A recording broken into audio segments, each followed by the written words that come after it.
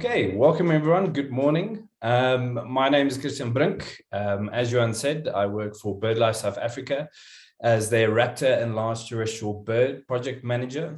So basically that entails me managing a portfolio of species conservation projects, mostly on raptors and most notably on secretary birds. It's one of our big focus species at the moment.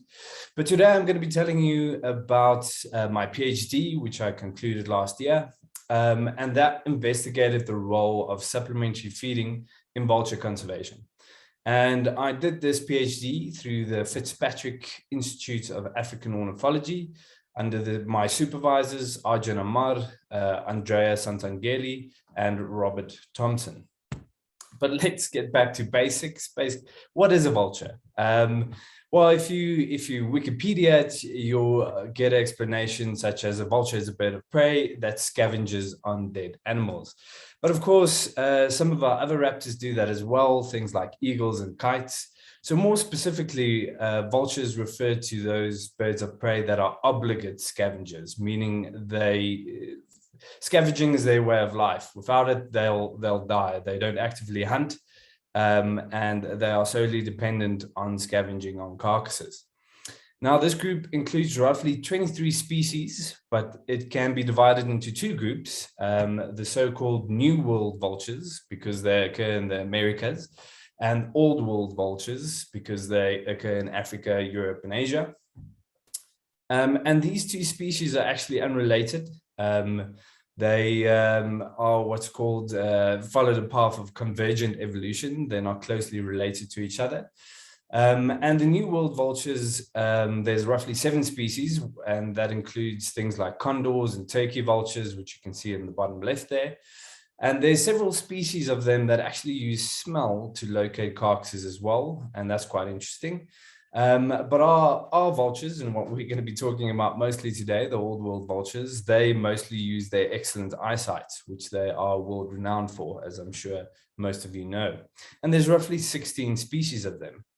But why work on vultures? Well, because currently we're experiencing a vulture crisis and an African vulture crisis as well.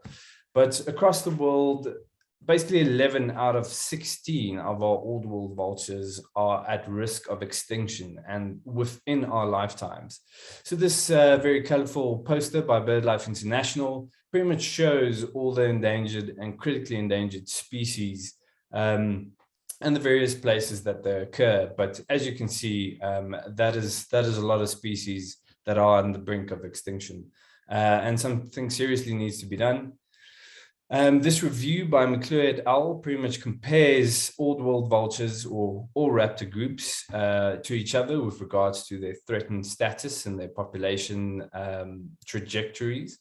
And you can see that Old World vultures over here are by far the most endangered group of raptors, with more than half of species, almost 3/4 of species being either critically endangered or endangered, and almost all populations being on the decline. So serious conservation concern. And in your country, Kenya, for a lot of the listeners, these are 2 of the most endangered species, the white-backed vulture on the right and the white-headed vulture on the left. And if we look at a very recent study by Darcy Ogada and her colleagues, you'll see pretty much in Kenya, the change in encounter rates over the last 3 generations. You can see there highlighted in red that hooded vultures and white-backed vultures, the rate at which people encounter them has decreased by almost 80% for them. And interestingly for me as well, the secretary bird has declined by even more than that. But yeah, so very big conservation concern. Now, the reasons for this decline, there's quite a few of them. I'll list some of them later, but these are sort of some of the main suspects. Poisoning, belief-based use, also known as muti, and collisions and electrocutions due to power lines and collisions with wind turbines are sort of some of the emerging threats. But poisoning by far is the biggest driver of the declines, and poisoning occurs both in sometimes it's intentional, and poachers do this to hide the activities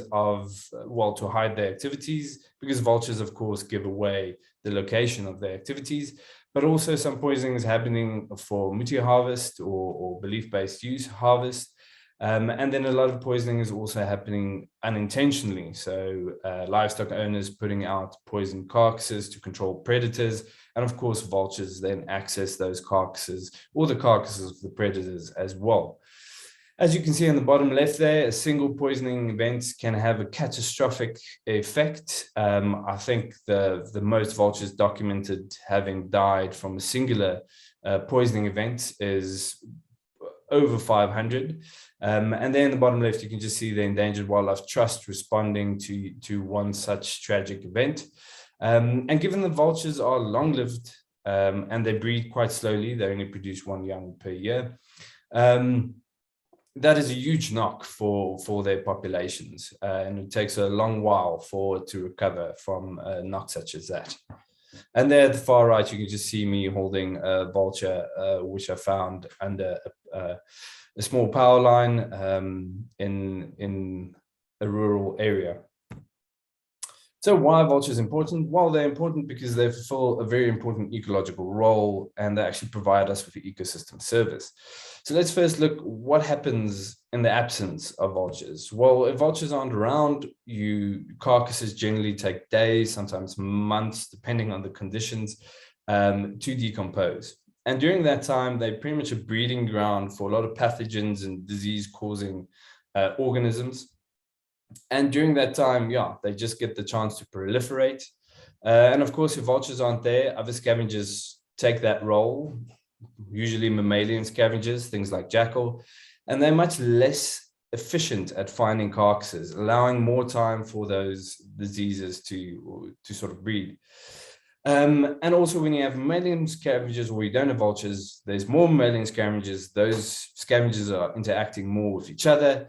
And because they're mammalian, so they're more closely related to us, there's potentially more diseases that can transfer to humans. A basic example is, for instance, a scenario where you have more feral dogs, more rabies under feral dogs, and that then leads to more rabies under humans and, humans getting bitten. But if there's a healthy vulture population in the system, carcasses are discovered much quicker, and pretty much the decomposition rate turns into hours rather than days, which prevents a lot of these diseases from proliferating. And vultures are also very good at neutralizing some of those diseases. They have very, very acidic stomachs, so they manage to kill a lot of the pathogens off as well. But so if you have vultures, you're also potentially saving a country's a huge amount of millions of dollars on their healthcare system pressures, if you have a healthy vulture population. So that is the role that they play and the benefit they have to us directly. Of course, there's also an argument to be made that we want to live in a biodiverse world because it's just more interesting and vultures have intrinsic value. And that's also enough of an argument to conserve them. But how do we conserve them? Well, it's quite a conservation challenge. As you can see from this study by Vulture et al. On Egyptian vultures, vultures don't stick within protected areas. They pretty much go all over the place. They can travel huge distances. On the right there, you can see them migrating to Europe and back. And on the left there, you can see some of the vultures coming down into Kenya and then going back up to Bulgaria. So, I mean, they run during those travels a gauntlet of threats that they need to navigate. And we need bigger solutions rather than just sort of plain old protected areas. And one idea that has been quite popular is that of supplementary feeding as a conservation action. Now, a supplementary feeding site is pretty much just a singular location where landowners or conservationists are providing food for vultures to make use of. And this is also referred to as a vulture restaurant. And the idea is that this then supports the vulture population. And it is often advertised as this win-win scenario where the the landowners get this effective and cost-effective carcass removal service. Otherwise, I mean, they would have to use quite labor-intensive other methods such as burning or burying and things. I mean, on the left there, you can see there was a farmer that the cow died sort of midday, and he was supposed to move it. By the evening when he was supposed to move it, the vultures had already cleaned it out. He almost didn't need to take it to his supplementary feeding site, and also made moving it a lot easier. And then for vultures, of course, there's a range of proposed conservation benefits, and there's quite a few studies showing some of these benefits. And the benefits are things like the supplementary feeding helping to increase breeding success as well as survival. And one of the things that it's also one of the mechanisms by which it can increase survival that's proposed is that by having this safe food resource, vultures are less likely to encounter poisoned carcasses within the landscape. And thereby, yeah, they provide this poisoning risk reduction. And of course, they've also been used to facilitate and support reintroductions, things like Egyptian vultures reintroduced into France, parts of France, or bearded vultures into the Himalayan Alps and that type of thing. So there are these proposed and sometimes shown conservation benefits, but there's also a bit of controversy. In some cases, some studies haven't been able to show these benefits. And, you know, they couldn't show breeding success increases or survival increases. In some cases, supplementary feeding sites have also led to productivity decline.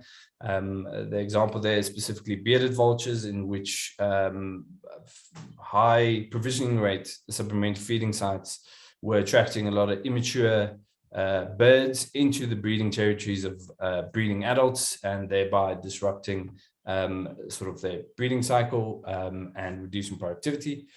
There's also the threat that, you know, supplementary feeding sites may make vultures dependent on these sites, you know, by sort of promoting or motivating for routine behavior and habituation to these sites, which potentially is also not something we want to encourage, because then the vultures aren't fulfilling their ecological role in scavenging throughout the landscape.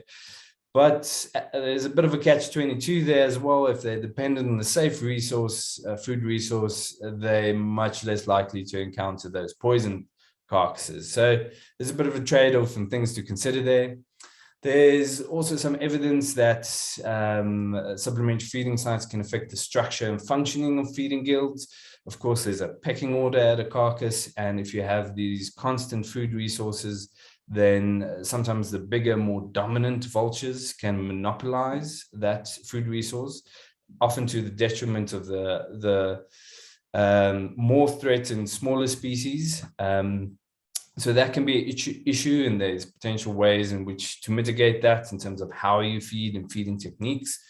And there's also potential knock-on effects to other species. So there's been some studies showing that supplementary feeding sites can lead to the increase in mortality of ground nesting birds around the feeding sites, as you know, it attracts sort of mammalian predators and scavengers.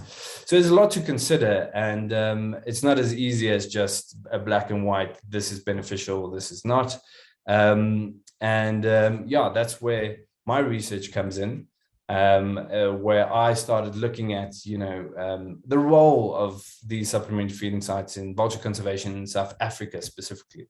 Fortunately, it's such a big question, we didn't get to answer all of it, but we managed to answer aspects of it.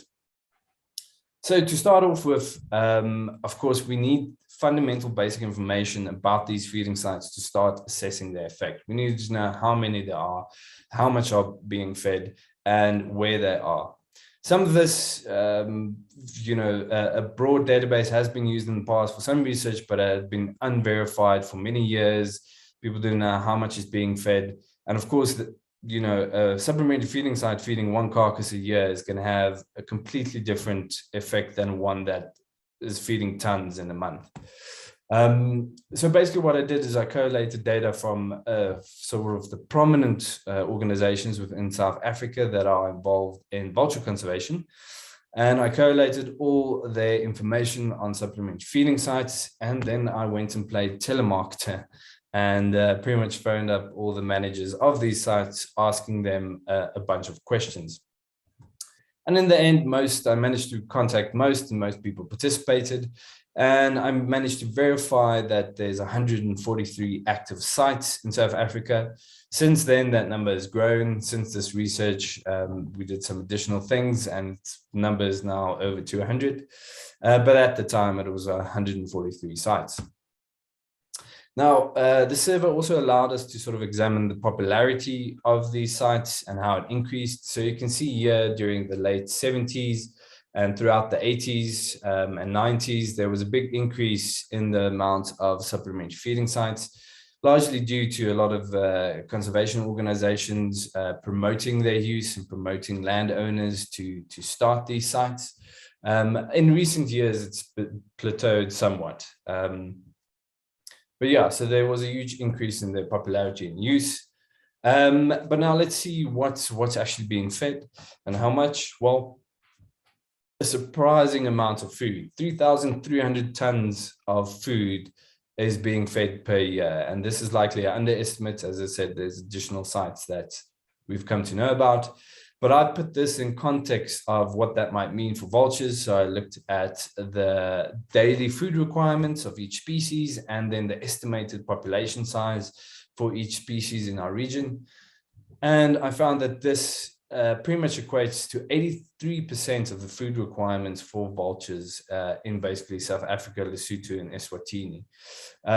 So vulture restaurants are making a significant contribution to the diets of vultures, but of course, not all vultures in all areas, that food might not be equally distributed throughout the landscape. But if we look at what's on the menu, it's mostly beef, 39%, and then there's a lot of pork, 33%. A lot of pig farms have their own supplementary feeding sites, and then we have game at 19%. So this was our results, our basic information. You can see there on the map, the dark gray areas is just the amalgamation of all the vulture species distributions.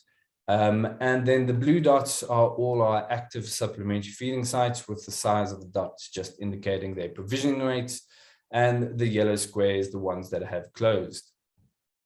So importantly, what this map helps us to do is also identify areas where, if we decide it's a good idea to feed more, expand more, or identify those areas where food scarcity is a real issue, we can use this baseline information to plan that sort of expansion. But important information that came out of this is that 17% of the sites were providing 69% of the food. So basically, there are some sites that are almost a near constant food source, and this potentially lends itself to some of the issues we've highlighted in the controversy section, such as habituation and dependence on that food resource and changing their natural behavior.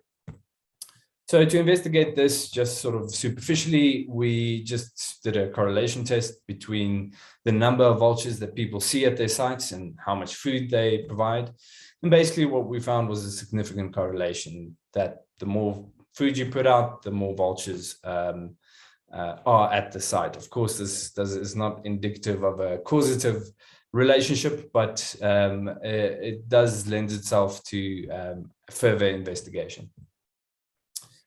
So, of course, a lot of food is being provided, but, is that helping? And to see if there's any potential hidden costs to vultures, we need to understand the awareness of managers and basically their management practices and identify whether there were some issues there.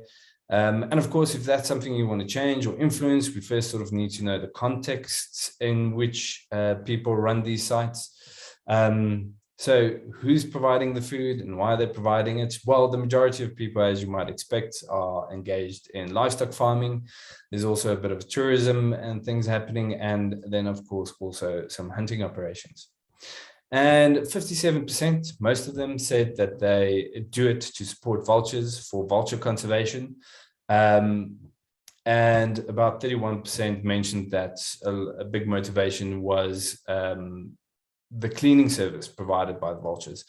Now, understanding this context is important because, for instance, if there's perhaps later in the talk some management practices we'd like to change, knowing their motivation helps. So if there's something that's negative, we can realign it with that motivation of supporting vultures and use that as a motivation to get people on board with the best management practices.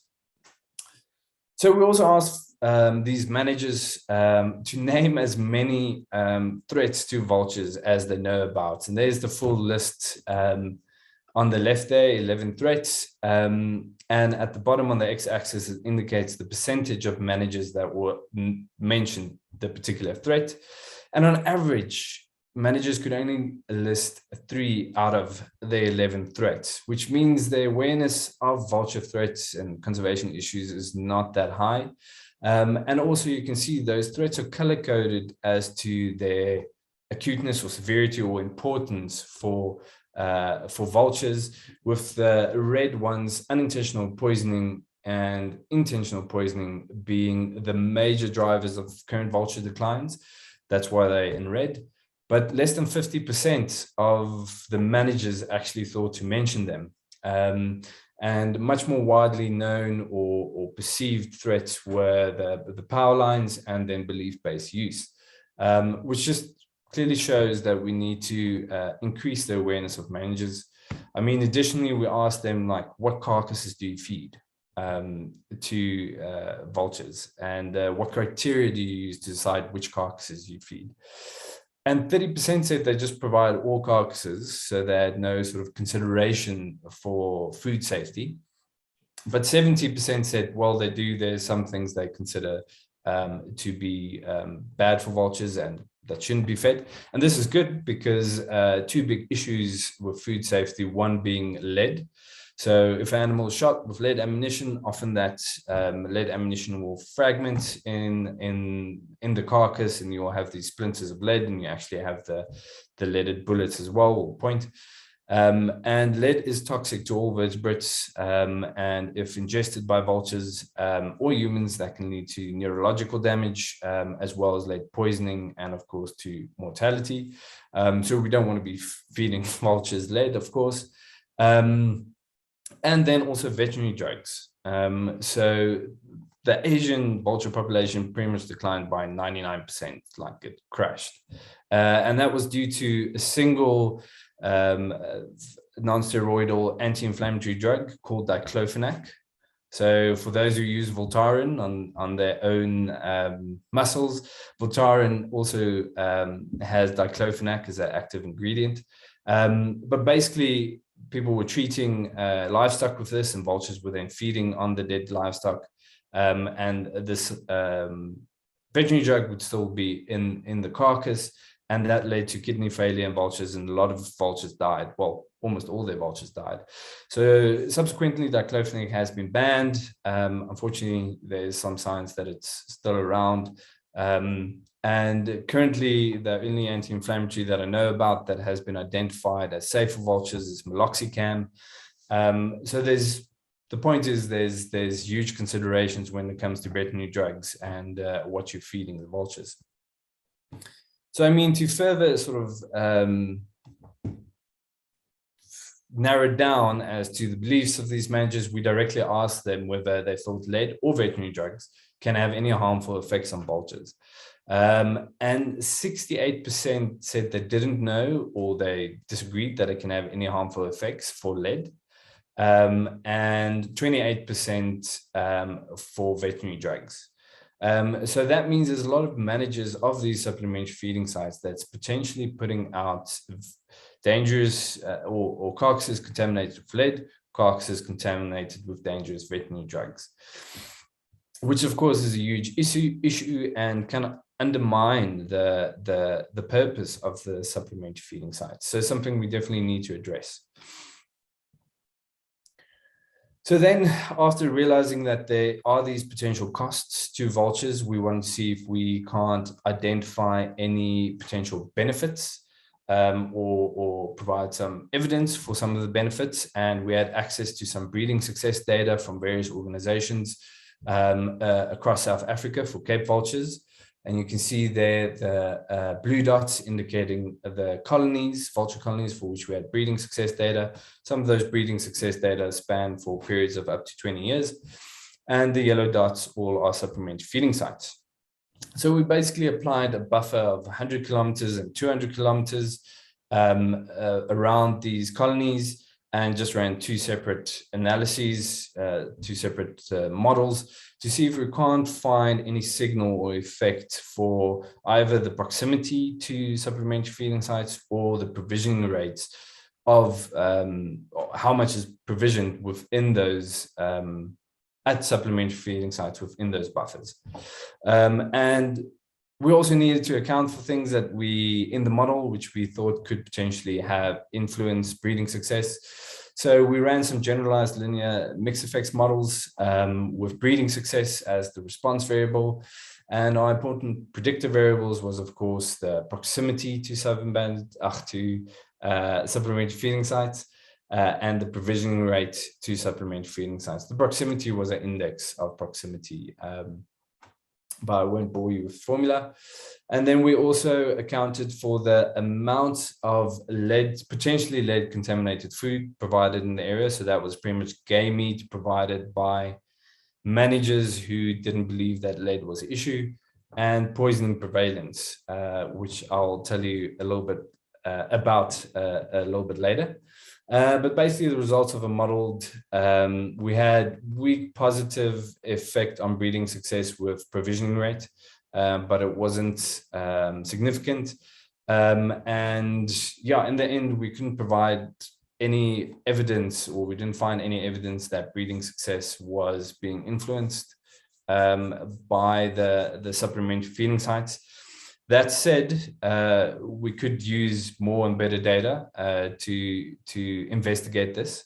And additionally, breeding success also isn't the only driver. Survival is for long-lived species such as vulture, the survival of the adults is potentially a much more important driver of population dynamics. So a very important component that we still need to understand or identify or research is whether these supplementary feeding sites are helping increase survival.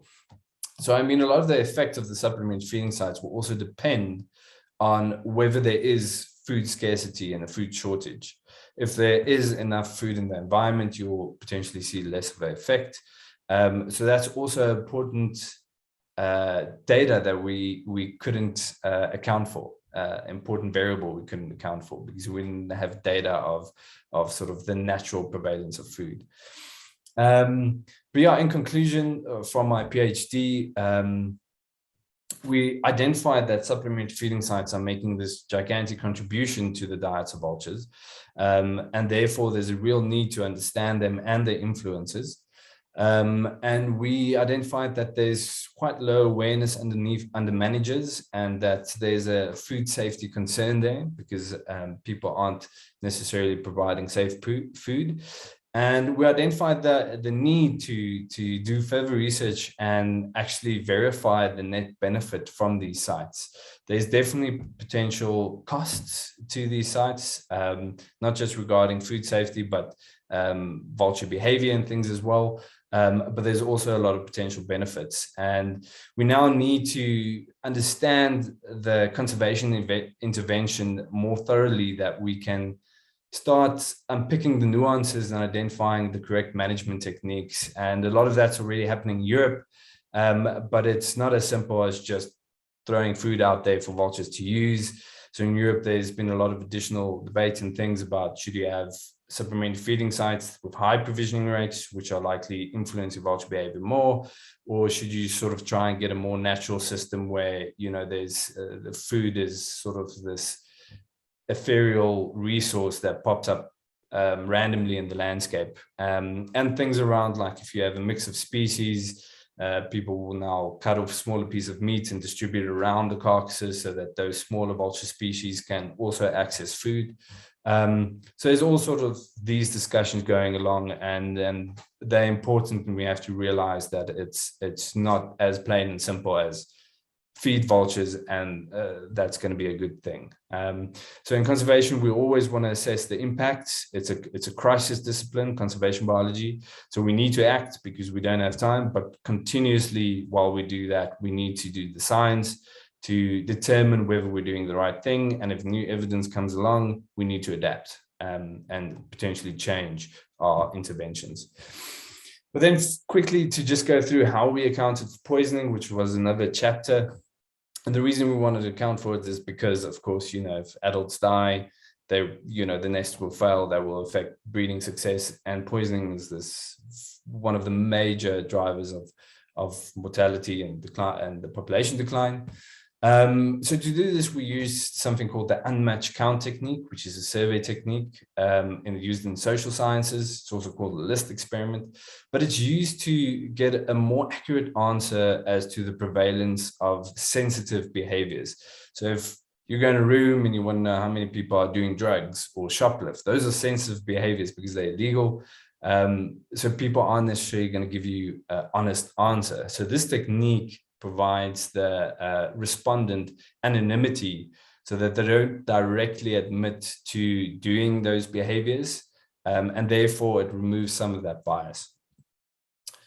So basically what I did is I jumped in my van. I lived in it for about 6 months, and I went around with my clipboard trying to look the part, and I went to agri stores or livestock auctions, and I pounced on unsuspecting farmers such as that one on the right there and asked them some questions.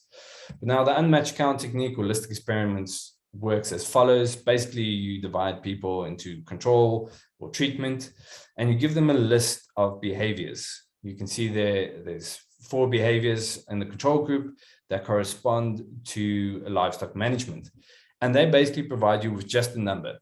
So they don't indicate which ones, you don't know which behaviors they're indicating. They go like, I do 2 of those, or I do all 4 of those, which gives it away sometimes, but usually they'll go like 2 of those or 3 of those or whatnot. And then you can like figure out, well, okay, the average in the control group for this area is two of these behaviors.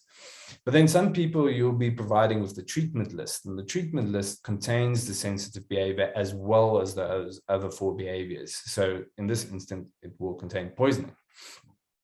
So what then happens is a farmer will also respond, and the model can then identify or come up with a prevalence based on a comparison to the control group. So very coarsely, if the average in the control group is 2, and a farmer says, well, he does 3 actions within the treatment group, there's a certain probability of one of those actions actually being the poisoning that he's referring to. And through some statistical modeling, you can get towards the prevalence. So this is the results from that study, and we found that over a 1-year period in South Africa, and we focused our surveying within the area that vultures occur. So you can see on the right there, pretty much excluding much of the Western Cape, or all of the Western Cape. But over a 1-year period, 22% of people were using poison to target predators, and over a 5-year period, 31% were estimated by our model to be using poison.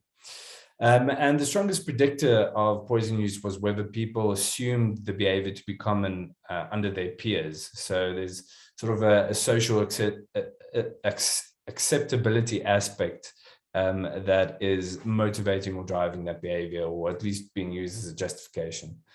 And then interestingly, farmers had a positive attitude towards vultures, and we found that farmers that saw vultures often on their properties were less likely to use poison use. And our results, sort of those red areas, pretty much correspond to our main small stock farming areas in South Africa, which makes sense. Small stock are much more susceptible to predation, and therefore people in these areas might be more prone to use poison. So in order to sort of understand why people are using poison, we'll ask them about their perceptions of the effectiveness of these measures on the left regarding reducing livestock losses due to predators. And you can see that people thought infrastructure, fences is sort of the most effective thing, but people also still believe that lethal control is one of the more effective methods in reducing livestock losses. with there being few people that perceive non-lethal methods to be effective in reducing livestock losses. So, I mean, these perceptions also allow us to understand what perceptions we might need to change to try and change the management and behavior of farmers. And I wanted to share this, which is also a new paper out that I was involved in that was looking specifically at poison use under pastoralists in southern Kenya. You can see on the map there in this area over here. And it was done using a similar technique. And our models there predicted that roughly 20% of them are using poison to target predators, and that this was mostly driven by the whether they perceived predators to be the main cause of livestock losses, as well as negative attitudes towards predators.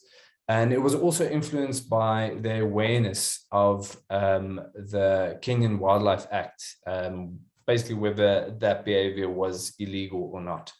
And this helped us determine that we need this combined top-down and bottom-up approach to try and curb that behavior. Top down as in legislation and stuff that seems to be having effect, but we also need bottom up to reduce those livestock losses and change some perceptions. And then you can just see the model outputs with, positive coefficient on the cause of losses being predators that positively influenced poison use. And if they knew about the Wildlife Act, they were less prone to use poison. And with that, in the end, I want to say thank you very much for listening. And just to recap, it's very important understanding people's motivations and reasons for doing things if we're going to start changing those behaviors, and that we continuously need to do the science to justify our conservation action, so we know what our actual what the impact is of those actions. And yeah, thank you to all the organizations on the screen there, and especially my supervisors for the work, and everyone else that was involved. Thank you very much you for listening. I hope it was interesting. We open the floor for questions now to everybody. Please feel free to jump in, use the reaction tools at the bottom to attract our attention, or you are welcome to write your questions or comments in the chat. Right, I see Holly's got the first question in there. So I'm just going to read it for you, for everybody who's perhaps on mobile phones at the moment. A major poison used here in Kenya that is illegal across the first world, as far as I know, manufactured and sold by an American company who actually used a court injunction to be able to continue to sell furadin in Kenya. Is this for sale across the country in South or Southern Africa? What ways can we conservationists or ornithologists that care fight to stop such poisons being sold? What was the poison's name then? Just quickly go up there. Furadin. Furadin. Furadin.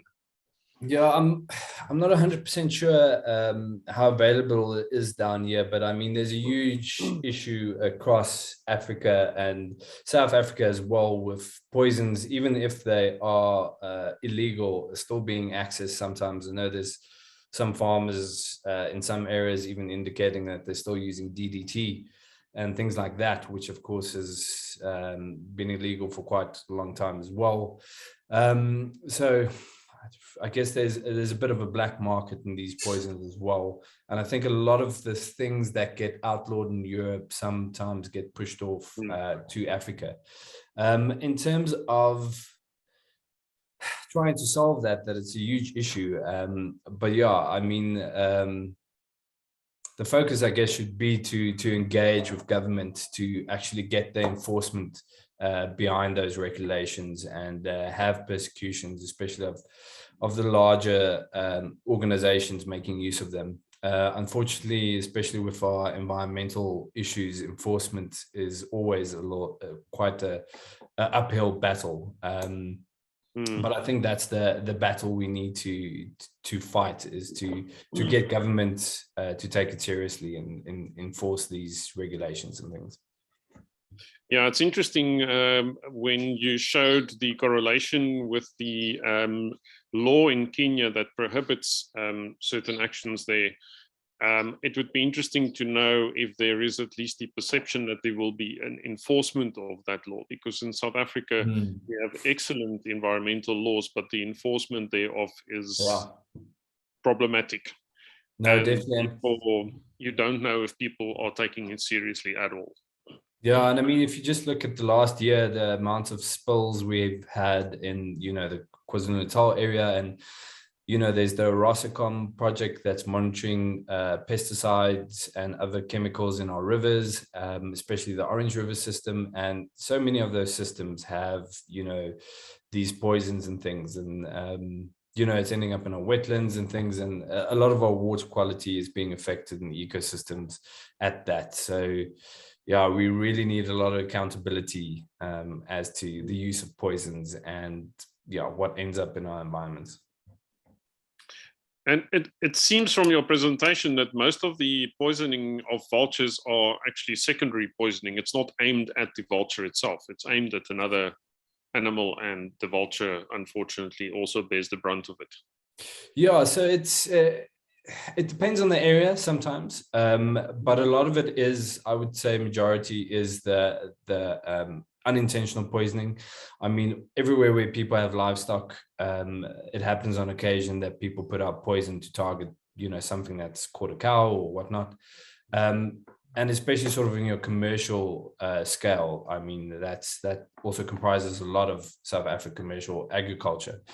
But in areas such as, Kruger National Park, the targeted poisoning has had a big pickup in recent years, over the last couple of years, with poachers actually starting to target vultures. And yeah, so the intentional poisoning is also on the rise a bit, but I think you're right. Unintentional poisoning is still the most widespread.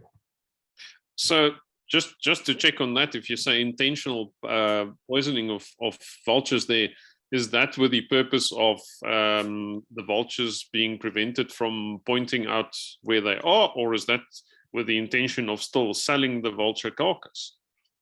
Yeah, so it's interesting. I think originally there has been cases of vultures being poisoned for muti and for belief-based use, pretty much for harvesting. But it seems like in the Kruger Park, the last that I read, and might not be the most up-to-date, it started with people poisoning the vultures because they didn't want to be discovered by rangers. So if you can remove the vultures, then, it takes longer for the rangers to discover, the dead rhino or whatnot. But it seems that through that process, people have also then started harvesting some of the vulture parts when such activities occurred. So I don't know, it might be a bit of a chicken and egg thing, because I think both situations do happen. But yeah, I think sentinel poisoning, at least in Kruger National Park, is a little bit bigger at the moment than just straight belief-based use type harvesting stuff. Could also potentially endanger the consumer of that vulture product.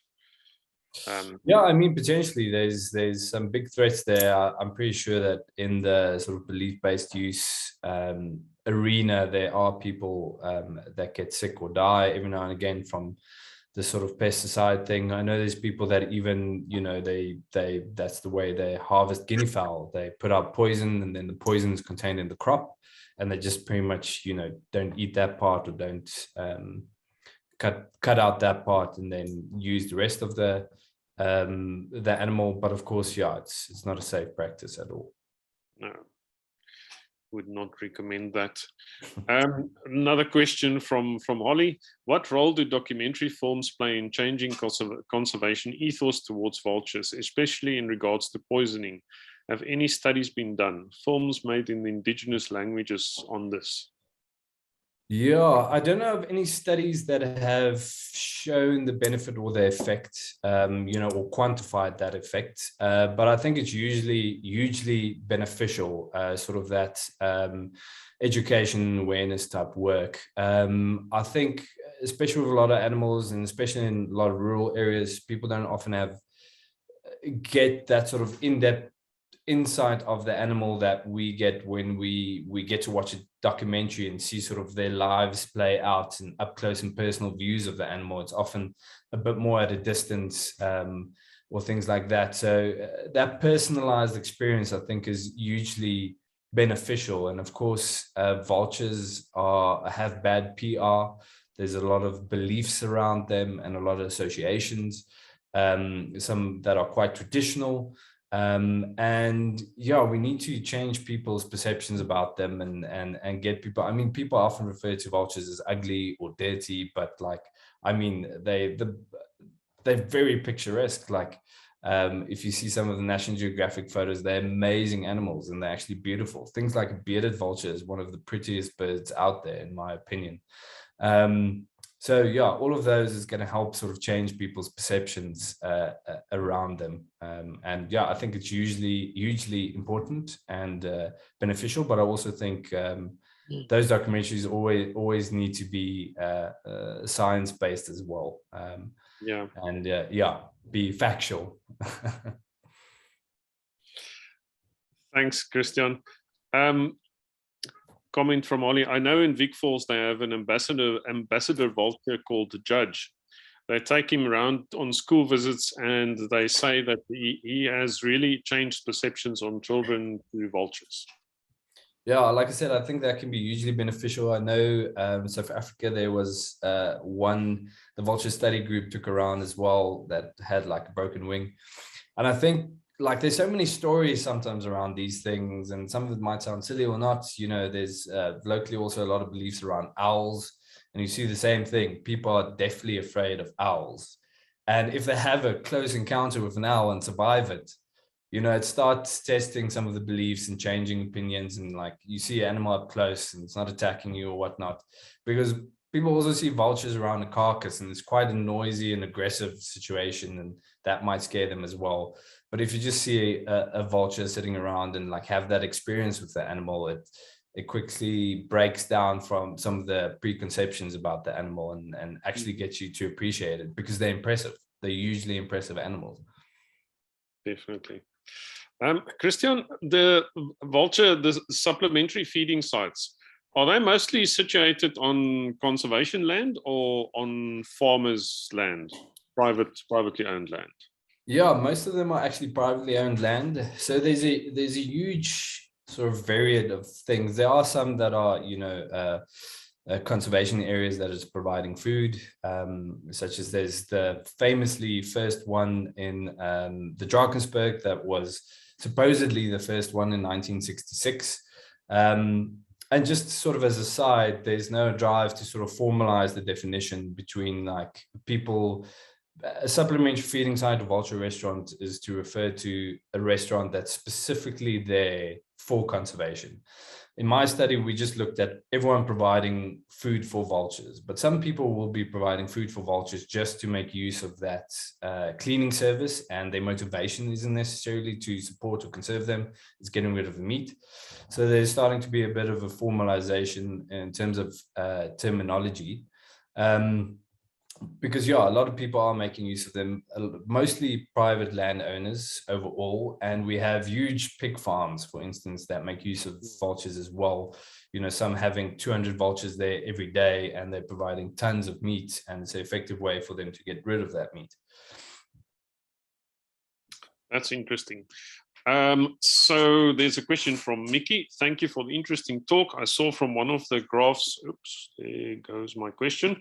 I saw from one of the graphs, Southern Africa has practiced the supplementary feeding strategy since 1950s. Do you know whether this strategy has been used beyond Southern Africa, and how do the vulture conservation outcomes compare? Sorry, I'm just taking off the jacket. Yeah, so that's interesting because, yeah, like I said, sort of if you read the books or something, a lot of people will say 1966 was the first vulture restaurant, or when it basically started being popularized for conservation. We had some guys, farmers, that said, well, his granddad, you know, since 1933 has been feeding the vultures. But of course, you know, it's just the landowner, so it's not necessarily documented, and it wasn't a huge conservation drive type thing. But yeah, it's being used elsewhere as well. across the world. There's a lot of supplementary feeding happening in Asia as well to provide vultures with a safe food resource to combat the availability of diclofenac. Like I said, that led to the complete collapse. Seems to be beneficial there. It's been used in areas where it's pretty much been, I think, tried in almost all the areas where you get vultures. Spain had a big supplementary feeding sort of site, but that was quite well regulated. It's not everyone could just go about feeding vultures. It was more specifically targeted. And there's been some studies there. Can't remember all the outcome, but like I said, some of the studies were showing positive effects in survival, but not in breeding success, or some benefits for breeding success, but not survival, or only increased survival in the immature birds, not the adult bird. So there's a lot of nuance around these sites and sort of their case specific impact. It depends on the area. It depends on what's available in the landscape. It depends on what farms are doing in the area. Are they poisoning? Are they not? Yeah, I think that answers the question. Are there efforts to, and I know this is going to be very difficult, but do you perhaps foresee in the future that you could coordinate these sites, or that they belong to a coordinated program where things are sort of done to a certain standard, perhaps in terms of what food are put out there, keep the food as clean and as healthy as possible, and perhaps even the frequency, so it's more natural?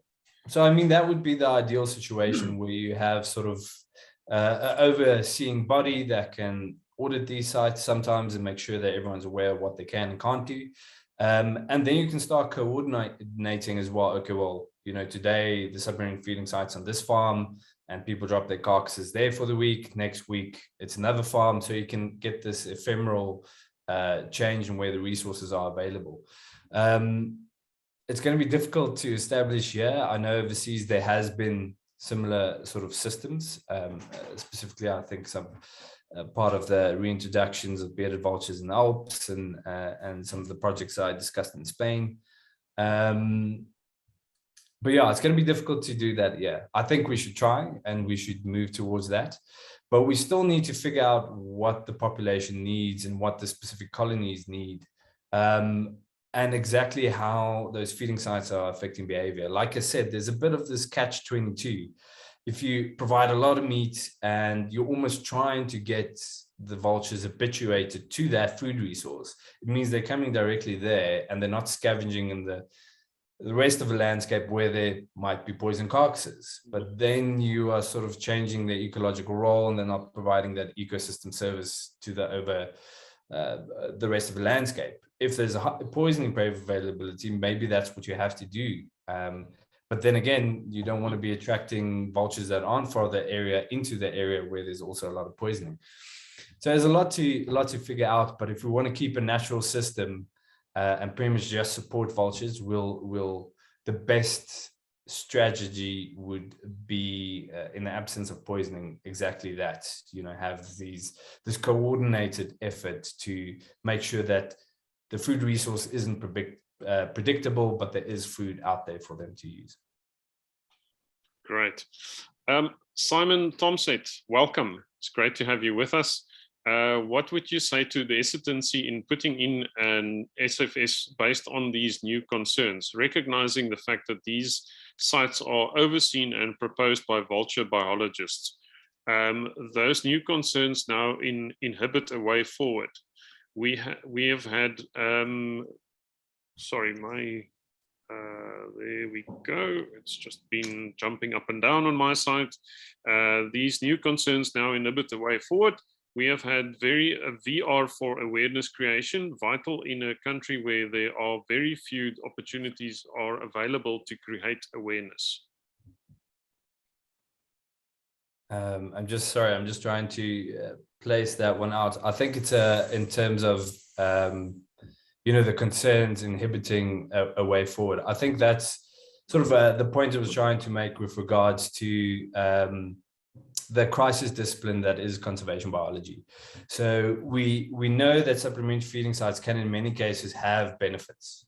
You know, for many populations or colonies, there has been shown they can increase breeding success or survival. But sort of, I guess the point I'm trying to raise is that we shouldn't just assume that that's the fact, implement it, and not do any monitoring. We always need to verify that we're having the effect that we wish.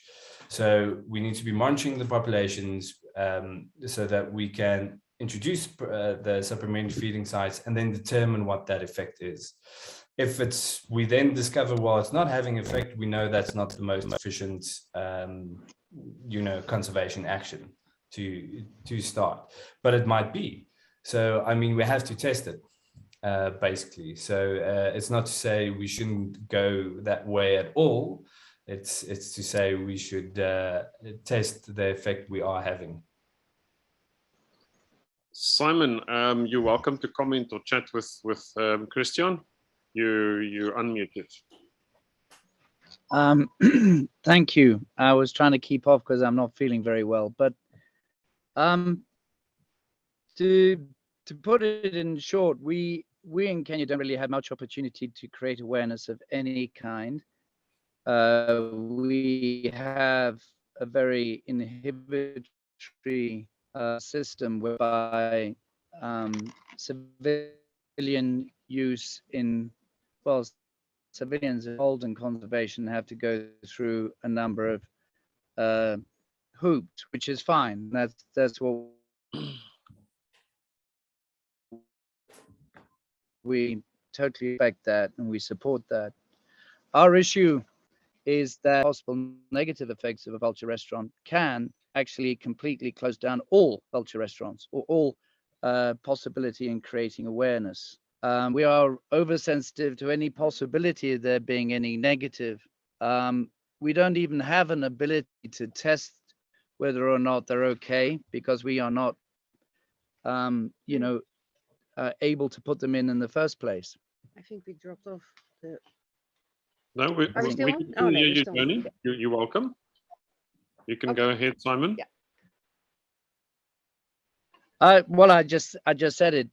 These new sort of concerns being raised, which are, very sciencey and very, very pertinent in a country where 143 vulture restaurants are there, where it takes up 82% of their entire biomass consumption. Their variables are very, very different to what we have here in Kenya and East Africa. We want to have vulture restaurants to create that awareness. It's the only opportunity that the citizens have. We as vulture biologists are trying to put these in, and yet the slightest concerns that raised in Southern Africa over a very different situation is could be because we don't know why we're not getting permission to do vulture restaurants or vulture supplementary feeding sites, inhibiting a way forward for us.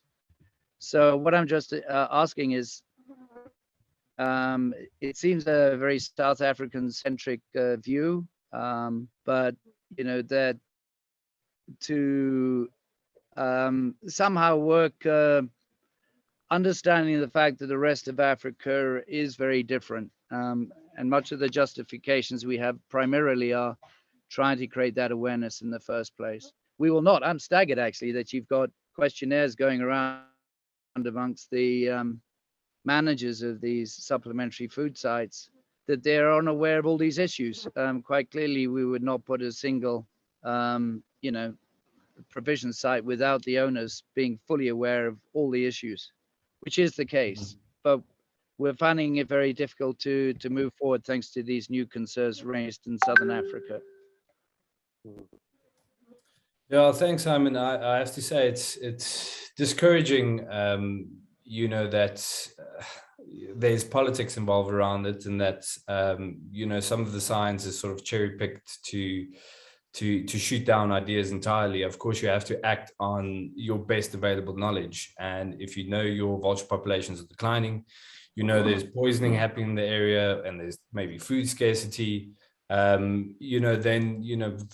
supporting vultures and supplying them with a safe food resource is potentially, your best avenue of doing something. So it's unfortunate that you're hitting sort of the stone wall of other studies in other areas that might be different situations.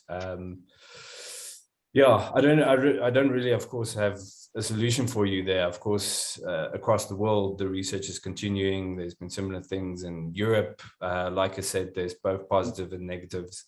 And a lot of it's case and context specific. And that is really what it comes down to. What we also need is also these local studies. But if you don't have the capacity to do that, you really need to go with your best available information. And if giving your local context, a feeding site looks beneficial, then I mean, you should motivate for it. I'm sorry that I don't have a solution for you to get around people that will always almost cherry pick to try and stop things and try and take things out of context. Yeah, it's unfortunate. I don't have a solution for you guys. I'm sorry.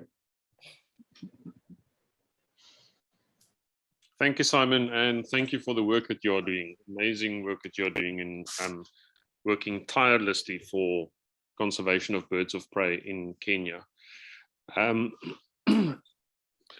I don't see any other questions at the moment. I would like to ask a question.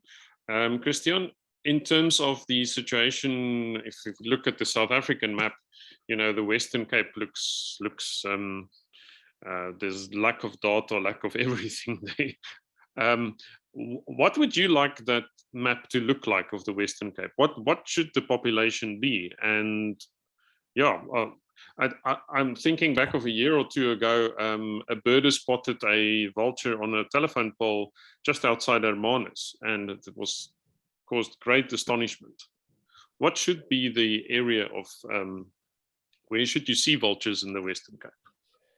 Well, I mean, if we sort of talk pie in the sky historically, I mean, I think there used to be reports of Cape vultures and bearded vultures breeding on Table Mountain. So I mean, that's, if you ask me, idealistically, that's where it should be. But yeah, we have that colony in Potberg, which seems to, I think, over the last couple of years have recovered quite a bit. So there's this isolated pocket of Cape vultures, and that's where that vulture in Hermanus came from, likely. But yeah, ideally, currently, I'm not sure. I would love to see vultures across pretty much all agricultural land and have them be effective scavengers and have that be safe habitat for them, basically.